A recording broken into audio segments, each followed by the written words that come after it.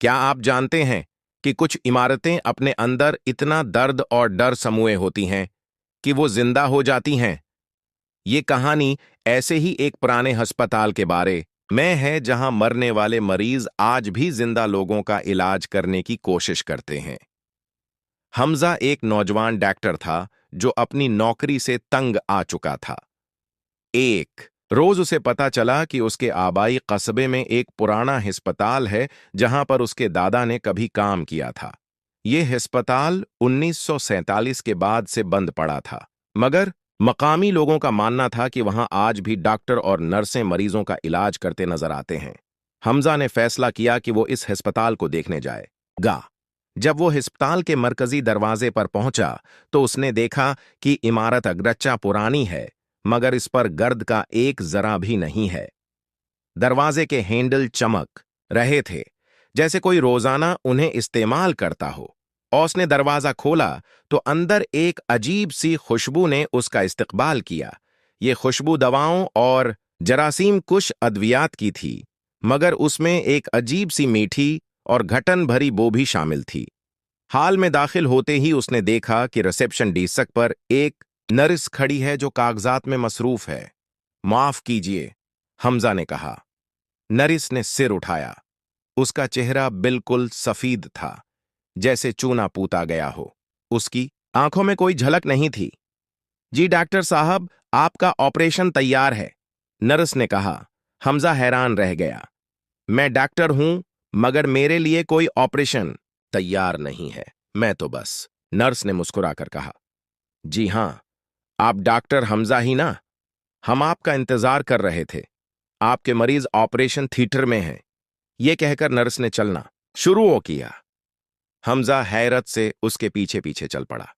वो लंबे रास्तों से गुजरे, कॉरिडोर के बाद कॉरिडोर, और हर तरफ सफाई और नज्म था। मगर हमजा ने महसूस किया कि यहां कोई और नहीं है। कोई आवाज नहीं है, कोई हरकत नहीं है। आखिरकार वो एक ऑपरेशन थिएटर के सामने पहुंचे। नर्स ने दरवाजा खोला। अंदर 5 लोग सफेद यूनिफॉर्म में खड़े थे। उनके चेहरे मास्क से ढके हुए थे, मगर उनकी आंखें बिल्कुल बेजान थीं। यह आपका अमला है, डॉक्टर साहब, नर्स ने कहा। और ये आपका पहला मरीज है। टेबल पर एक शख्स लेटा हुआ था। हमजा ने करीब जाकर देखा तो उसके जिस्म में कोई हरकत नहीं थी। वो मुर्दा था। ये तो मर चुका है, हमजा ने घबरा कर कहा। एक डॉक्टर ने आवाज दी। हां, हम सब मर चुके हैं, मगर हमने इलाज करना नहीं छोड़ा। आप भी अब हमारे साथ हैं। हमजा ने पीछे मुड़कर देखा तो दरवाजा बंद हो चुका था। नर्स की आवाज आई। अब आप हमेशा के लिए हमारे साथ हैं।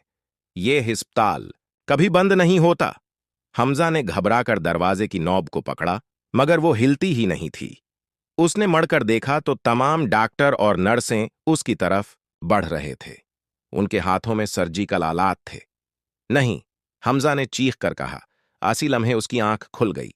वो अपने घर के बस्तर पर था, सांसों में हानप रहा था। ये सब एक ख्वाब था? उसने महसूस किया कि उसकी कलाई पर एक पट्टी बंधी हुई है। जब उसने पट्टी खोली तो देखा कि उसके हाथ पर एक सर्जिकल निशान है, जैसे किसी ने ऑपरेशन किया हो। अगले दिन हमजा ने फैसला किया कि वो इस अस्पताल को हकीकत में देखेगा। जब वो अस्पताल पहुंचा तो वहां एक वीरान और टूटी फूटी इमारत थी। दरवाजे पर ताला लगा हुआ था, खिड़कियां टूटी हुई थीं, हर तरफ जाले पड़े हुए थे। मगर जब उसने करीब जा कर देखा तो उसे दरवाजे के हैंडल पर एक ताजा खून का दाग नजर आया, और अस्पताल के अंदर से उसे वही खुशबू आ रही थी जो उसने ख्वाब में महसूस की थी। क्या आपके ख्याल में कुछ इमारतें वाकई जिंदा हो सकती हैं?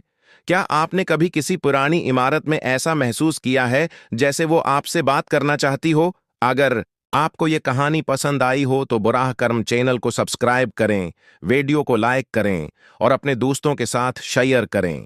आपके कमेंट्स हमारे लिए बहुत अहमियत रखते हैं। बुराह कर्म अपनी राय का इजहार जरूर करें।